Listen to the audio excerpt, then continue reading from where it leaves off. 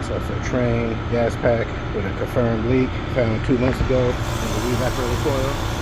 Small bubbles. So we're gonna put some easy seal in there. Try to seal it up. This is a 3-ton system. These are the pressures. Let's get this installed.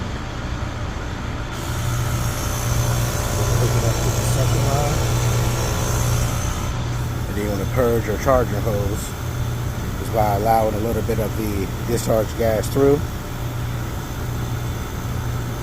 Open this. Crack this. Purge. And then you want to use your liquid line gas to push the easy seal into the system. So you screw up your charging hose to the other end and then open up the high side and it pushes it in like so.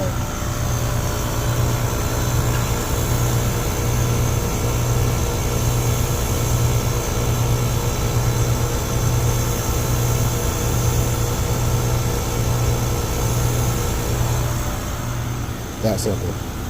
I like to add it while the system is low to give it time to circulate and do its thing, and then charge it up. So I'm gonna let it run for about 10 minutes before I add the gas to it.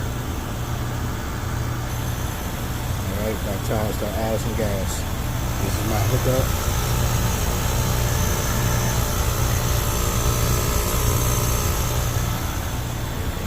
Current pressures.